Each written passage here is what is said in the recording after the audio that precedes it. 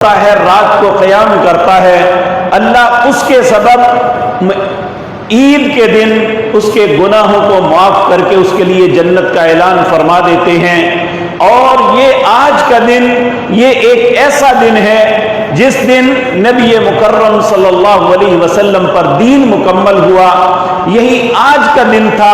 آپ مینا کے اندر تھے، اللہ نے وہ آیت اتاری، الیوم اکملت لکم دینکم واتممت علیکم نعمتی، آج تم پہ دین مکمل ہو گیا۔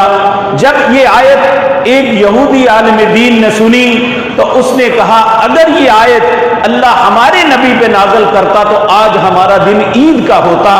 تو اللہ نے مسلمانوں کو دین کی تکمیل پہ یہ خوشی کا دن عطا کیا ہے، اور پھر اس میں نماز سے دن کا آغاز کر کے اللہ نے مسلمانوں پر قربانی کو کہا کہ تم میرے قرب کو حاصل کرنے کے لیے قربانیاں کرو۔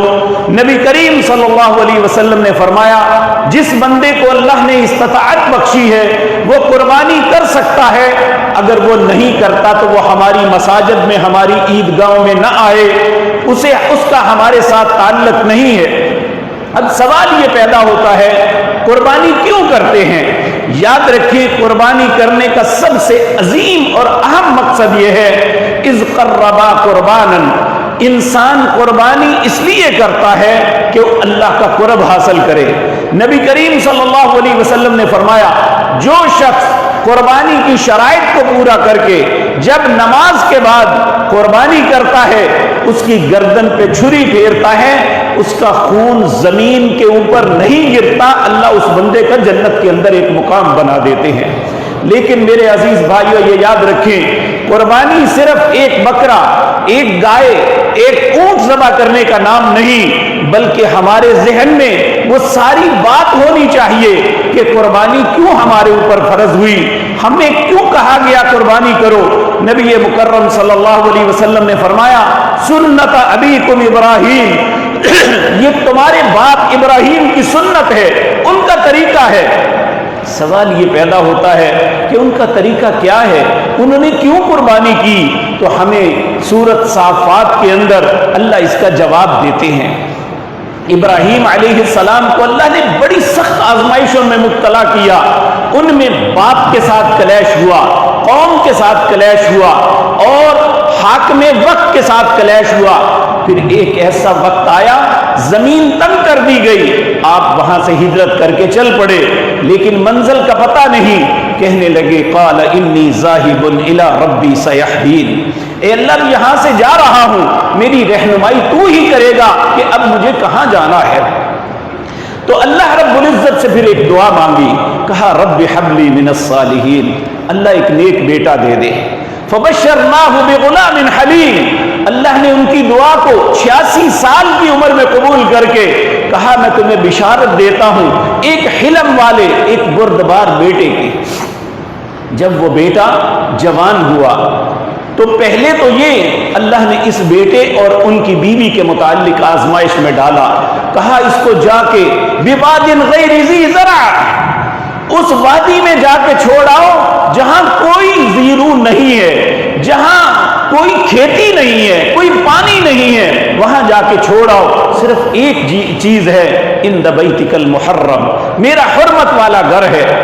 اور جب وہاں چھوڑا تو دل بھر گیا کہ یہاں کیا کریں گے، واپس پلٹتے ہوئے اللہ سے دعا کی ربنا انی اسکنت من ذریتی بواد غیر ذی زرع عند بیتک المحرم، اے اللہ میں حرمت والے گھر کے قریب تیرے حکم کے مطابق چھوڑ کے جا رہا ہوں، مقصد کیا لیقیم الصلاۃ، تیرے عزت والے گھر میں نماز پڑھا کریں۔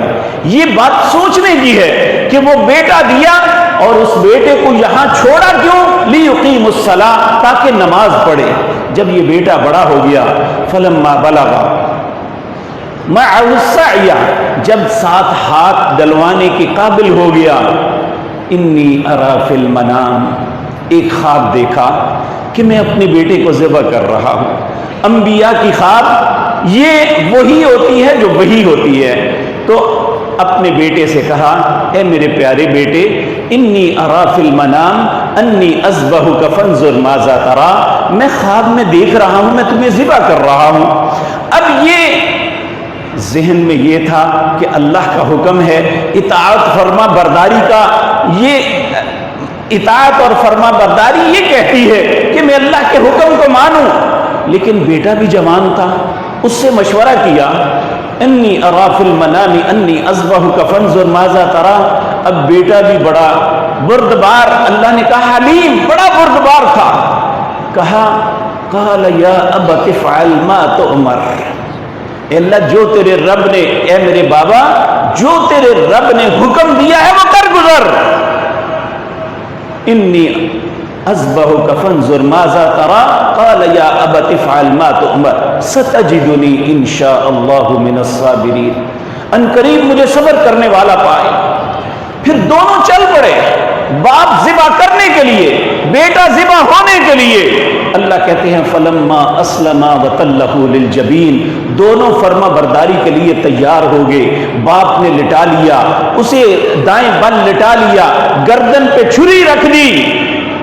فلما اسلما وتلہ للجبین، جب چھری چلانے لگے ونادیناہ ان یا ابراہیم، عرش پہ بیٹھا ہوا رب بول پڑا، او ابراہیم قد صدقت الرؤیا، تو نے تو خواب کو سچ کر دکھایا. تو اللہ رب العزت فرماتے ہیں آگے ان ھذا لہو البلاء المبین. لوگوں یاد رکھو یہ بہت بڑی آزمائش تھی جو میں نے ابراہیم پہ ڈالی. وَفَدَيْنَاهُ بِذِبْحٍ عَظِيمٍ، اللہ نے اس بچے کو بچا کے پھر جنت سے ایک مینڈا بھیجا، کہا اس کو قربانی کرو. بظاہر یہ تیرا بچہ، یہ مینڈے کی قربانی کر رہے ہو، میں اپنی بارگاہ میں اسی طرح قبول کروں گا جس طرح تیرے بیٹے کی قربانی ہے.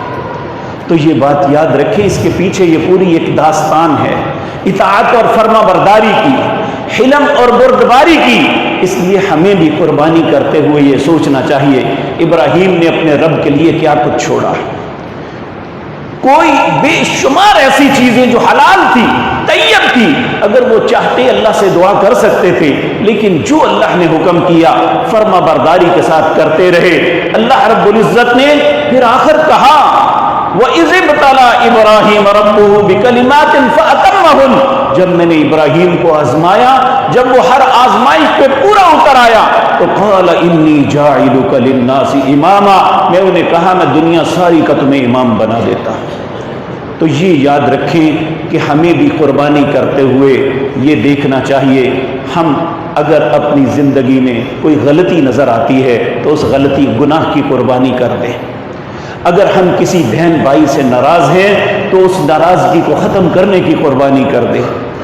اگر ہمارے معاملات اپنے گھر میں درست نہیں ہیں تو اپنی انا کو چھوڑ کے یہ قربانی کر دیں. اس قربانی کو کرنے سے پہلے ہم اپنی انا کی قربانی کریں تاکہ جب اللہ کی بارگاہ میں ہماری یاد رکھیں.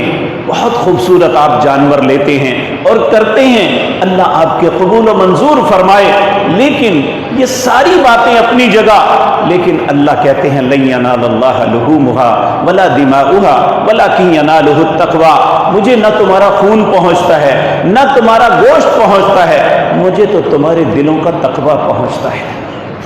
اس لیے تمہارے دلوں کو اللہ دیکھتا ہے.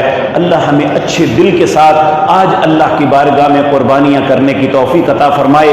قربانی کرنے کا طریقہ یہ ہے، نبی کریم صلی اللہ علیہ وسلم اللہ سے یہ دعا پڑھتے ہوئے کہتے ان صلاتی و نسکی و محیایا و مماتی للہ رب العالمین.